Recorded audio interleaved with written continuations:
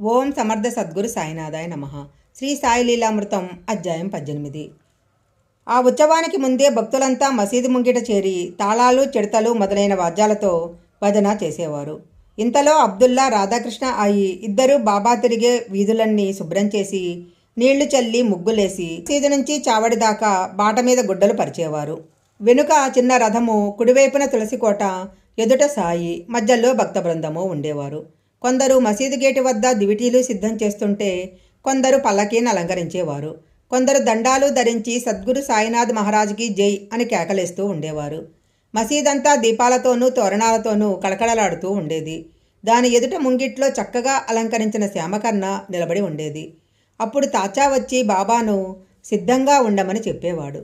తరువాత అతడు సమయానికి వచ్చి చంకలో చెయ్యి వేసి సాయిని లేవదీశాక అప్పుడు సాయి నెమ్మదిగా నిలబడి తమ చంకలో సట్కా, చేతిలో చిలుముగొట్టము, పొగాకు తీసుకొని భుజానికి ఒక పాతగుడ్డ వేసుకునేవారు. ఆయన అడుగు ముందుకు వేసే సమయానికి తాచా ఒక బంగారు జరీ శాలువ ఆయన భుజాలపై కప్పేవాడు. అప్పుడు ఆయన అడుగు ముందుకు వేసి కుడికాలితో దునిలో కట్టెలు సర్ది కుడి చేతిలో అక్కడున్న దీపం మార్పి బయలుదేరేవారు. వెంటనే భక్తులెంతో ఉత్సాహంగా మేళతాళాలు మ్రోగించేవారు. వివిధ కాంతులు చిమ్మే టపాసులు పేలుస్తూ మేళతాళాలతో అందరూ ముందుకు సాగేవారు. కొందరు ఆవేశంతో నృత్యం చేసేవారు. కొందరు జెండాలు, ధ్వజాలు మోసేవారు. సాయి మసీదు మెట్టు మీదికి రాగానే వందిమాగుదులు ఎలుగెత్తి జై కొట్టేవారు. భక్తులు చామరాలతో విస్తూ బాబాను ముందుకు నడిపించేవారు. తాచా ఒక చేత్తో లాంతరు, మరొక చేత్తో బాబా ఎడమ చెయ్యి పట్టుకునేవాడు. కుడి చెయ్యి మహల్సాపతి పట్టుకొని తరువాత విడిచి సాయి దుస్తుల అంచులు పట్టుకొని నడిచేవాడు. జోగ్ ఆయనకు ఛత్రం పట్టేవాడు. ఆయన ముందు శ్యామకర్ణ, వెనక భక్తులు, సేవకులు, వాద్యగాళ్ళు నడిచేవారు.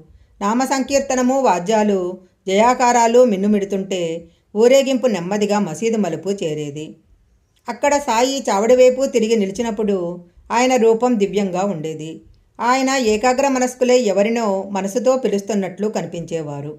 తమ కుడి చెయ్యి కిందికి పైకి ఊపి వింతైన భంగిమలు చేసేవారు. కాకాసాహెబ్ వెండి పళ్ళెంలో గులాబు పూసిన పూలు తెచ్చి ఆయనపై చల్లుతుండేవారు. అప్పుడు వాద్యఘోష ఆకాశాన్నంటేది. అప్పుడు బాబా ముఖంలో పుట్టిబడే దివ్యకళను మించినది ఏదీ ఉండజాలదు అన్నాడు ప్రధాన్. దానిని స్వయంగా చూసిన హేమత్ పంత్ ఆ దృశ్యము, దాని వైభవము వర్ణింప సాధ్యం కాదు అని వ్రాశాడు. ఒక్కొక్కప్పుడు మహిళసాపతి దివ్యమైన ఆవేశంతో నృత్యం చేసేవాడు.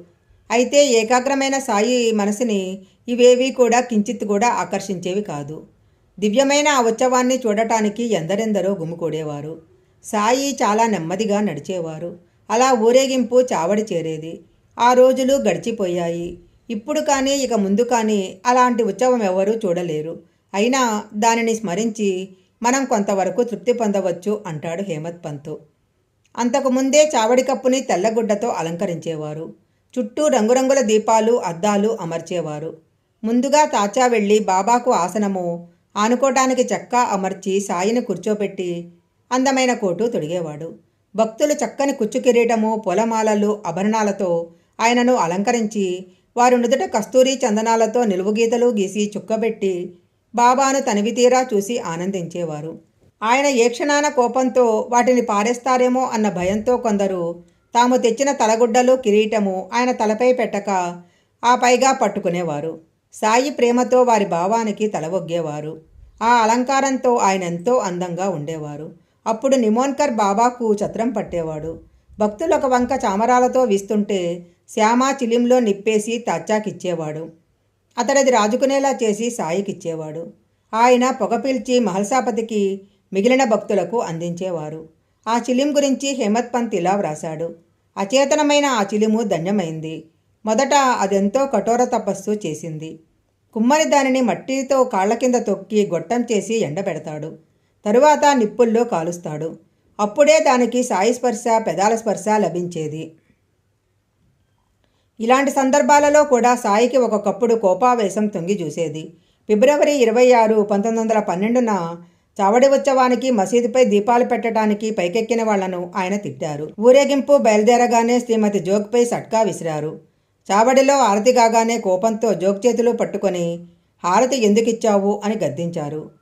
బాలశంపి త్రయంబకులు అవి ఆశీస్సులను తలచి సాయికి సాష్టాంగ నమస్కారం చేశారు.